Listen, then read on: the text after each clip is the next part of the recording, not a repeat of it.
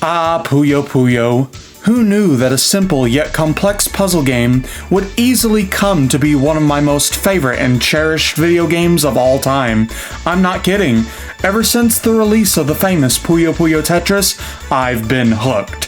Whenever I see that a new Puyo Puyo game is going to be released, I get the same amount of excitement that I do when I was a kid waking up on Christmas morning to open the presents that Santa Claus left for us. A statement made by the developer of Puyo Puyo from January of this year confirmed that a new game was in the works, and with the year of Puyo Puyo coming up, that being 2024, next year would be a perfect time, more than ever, to release the next Puyo Puyo game.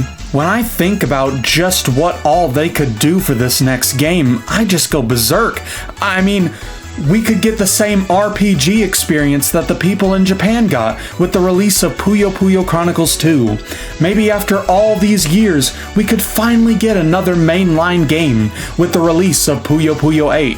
Maybe they'll do something with their mobile game, Quest, and we could get a Quest game on the console. Or they could go in an entirely different route altogether with a brand new Puyo Puyo title. The possibilities are downright endless. But no matter what they do, these are some of the top 5 things I think they could do to improve the next Puyo game. Number 5, DLC. One of the most disappointing things about Puyo Puyo games is that once the game releases and you've played through everything already, that's pretty much it. There's nothing else to look forward to except for the next Puyo game, and that doesn't come out until at least 2 years. The only way for fans to stay hyped about the game is for the community to come together and make tournaments, which the meat and potatoes of Puyo Puyo is its competitive online play, but there's a whole variety of things you could do with DLC and launch it every 3 months to keep everything active and give people a reason to stay hyped. They did this with Puyo Puyo Tetris 2, but they could do it on a larger scale.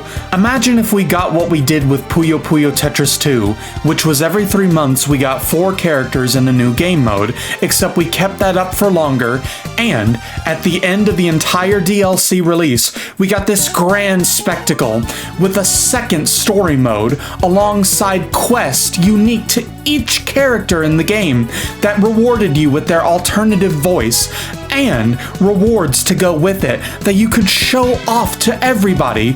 It would be something grand, magnificent, and it would keep the community active. Oh, the wonders you could do with DLC. Number 4, rank resets. While we're on the topic of adding things to the game every once in a while to keep it active, let's talk about resetting your rank. Sometimes when I play ranked, I have days that are really bad where I dig myself into 200 and even 300 point holes, and it's super difficult and time consuming to dig myself out of these incredibly deep holes. Especially when winning provides you with as little as 3 or 4 points, while losing punishes you with these 30+ point losses. It's incredibly difficult and frustrating. But don't worry, I have more than my personal selfish reasons why I would like ranked resets. I also believe that this could help the online community become much more active. Let's say if you did get yourself into a humongous point hole, like, I don't know, 500 or even something devastating like 800, all you would have to do is wait until next month and boom, you're at 2,000 again. It wouldn't make it feel like it was absolutely hopeless to get back to the rank you once were, or even be up there with the top dogs. It would give you a chance to redeem yourself, essentially. I also feel like this could greatly benefit some of the more skilled players that we see streaming on Twitch and YouTube, like Wombatai's, Emma Miyamoto, and Mickey. These content creators stream a variety of things, but their more successful streams tend to be when they stream Puzzle League. This is when their audience members can log on and fight against their favorite streamer. But unfortunately, they get to a point where their rank is simply too high, and their lower ranking audience members can no longer queue up with them, thus kind of defeating the purpose of streaming Puzzle League in the first place, because Puzzle League streams are more intended to be interactive with your audience. So instead of streaming Puzzle League, they go into free play, where it's kind of hard to queue up, because at that point it's essentially who can press the A button the fastest to queue up in the lobby. I feel like having these rank resets could give audience members a chance to queue up with their favorite streamer again. Not only that, but again, it would essentially give them a second chance to get their rank even higher, especially if they had a bad month where they got themselves into an incredibly bad position where they were down like 900 points or something like that. While we're on the topic of Puzzle League and ranks, I would like to mention two things before we move on. One, I would really love for them to bring regional rankings back. I like to know where I am locally as far as ranks go. And two, please, oh please, oh please, oh please, oh please bring back the feature in Puyo Puyo Champions where you cannot dodge in Puzzle League. Oh my goodness, the only thing that dodging does is waste time, and I'm going to be completely honest, I have no clue why people even log on to Puzzle League if the only thing they're going to do is run away. Like, you know that the only thing you're doing is wasting time, right? Anyway, moving on. Number 3, difficult problems. For the past two Puyo games, they've implemented an interactive mode in lessons, which allows the player to place pieces in the designated spots that the game tells the player to put the Puyos in. Thus, when the player does it by themselves, it gives them a much better understanding of exactly how the chain is supposed to be built. But this isn't really what I'm talking about. In Puyo Puyo Champions, once you completed all of the interactive lesson modes, you got this special little difficult problems mode, where you had to solve very, well, difficult problems by yourself with no help from the game. The game told you what to do, and you had to figure out how to do it in a certain amount of moves. For whatever reason, they decided to get rid of this feature in Puyo Puyo Tetris 2, which I would really love to see this make a grand return. It was something very, very challenging, and it felt very rewarding to finally solve the puzzle after much, much thinking. They can even take this a step further by rewarding you with a medal that you can put on your gamer tag. That way, when you queue into Puzzle League lobbies, people will know that you, indeed, completed the difficult challenges. Number 2, custom gamer tags. We're already able to customize our gamer tags to a certain degree, but the only thing we're able to do is change our characters, our region, and we have this little box where we can put a character, a frame, and a background in. But these boxes are so small that I often find myself not even looking at them whenever I face an opponent. I feel like if they added the customization options from the little box to the entire gamer tag, then everything would look and feel much more unique. Like, imagine if we were able to select a color for our tag. Then imagine if we were able to take a character from the character select screen, except from all of the previous games, like Chronicle, Puyo Puyo 7, 20th Anniversary, everything going in the past. Then, imagine if we were able to put a background from the little box onto our gamer tag. These three changes alone would make everyone's gamer tag unique, and it would be a lot more visually appealing. Instead of looking at this tiny little box on our gamer tag, we have the entire gamer tag to look at. There's one last thing about the gamer tags that I failed to mention though, and that is the badges. The only badge you can currently collect in this game is the Grand Master badge, and the only way to receive it is by receiving the Grand Master title in Puzzle League. And let me tell you, in order to get one of these badges, you have to be the best of the best, and these people are ridiculous.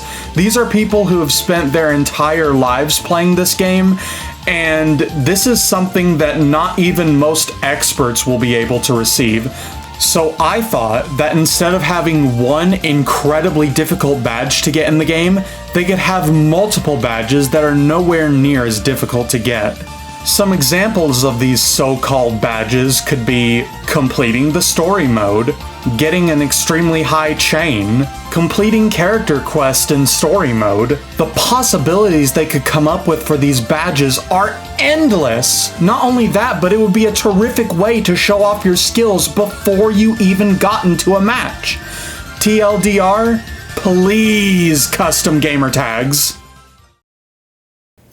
Number 1, chain animations. Don't get me wrong, ever since the release of Puyo Puyo Champions, the chain animations have been absolutely gorgeous. Not only that, but they don't even get in the way of the game like they used to. These are probably the best chain animations that we've seen in the game to this day, from the animations coming from the side of the board to the top of everybody's board.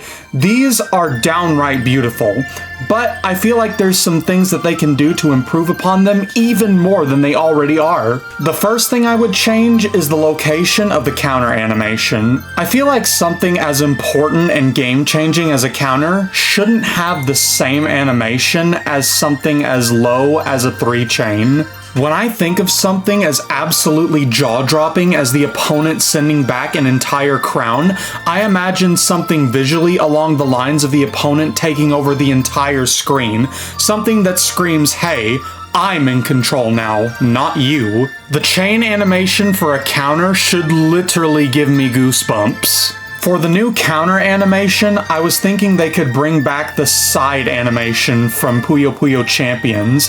It's big and it grabs everybody's attention. Okay, so I know I said the first thing I would change would be the counter chain animation, but honestly, now that I think about it, I think the rest of the animations are just downright perfect. They're big, they're beautiful, and I think they provide the game with the exact amount of intensity that it needs. There are 2 other smaller things I would like to see in the next Puyo game that are so small that I don't even feel like they needed their own segment. Number 1, spectator mode for all modes. If you can put spectator mode in Versus and Fever and Skill Battle, why not for the rest of the modes? I've had a lot of fusion tournaments that have just not been as cool as they can be because the participants already know who the winners are. It's a small change and I think it's something they could fix really easily. This last one is strictly meant for the localization team. I can't express how disappointed I was when I listened to the new English voices in Puyo Puyo Tetris 2 and heard that they were from the first game. Oh my goodness, I don't know what it was. It could have been because COVID was a thing at this time, but you know, 8 hours of story mode voices, like 10 seconds of character voices, even some of the alt voices were directly from the first game. I just, please, for the love of God, do not reuse the voices from the first game. Whenever people log on to play Puyo Puyo, I mean, that's exactly what they're going to be doing, is playing Puyo Puyo. And these are the voices that we're going to be hearing whenever we play the game. We don't want to hear the same voices we've been hearing for 4 years now. I mean, now we're going to be listening to the same voices for 8 years in a row. Maybe even more. Just 10 seconds. Please. That's all I ask. Anyway, what do you think the next Puyo Puyo game is going to be? Chronicles 2? Are we going to get another mainline game? Are they going to do something with their mobile game Quest? And do you think it's going to come out in the year 2024, the year of Puyo Puyo? Who knows? I sure hope so. Anyway, goodbye.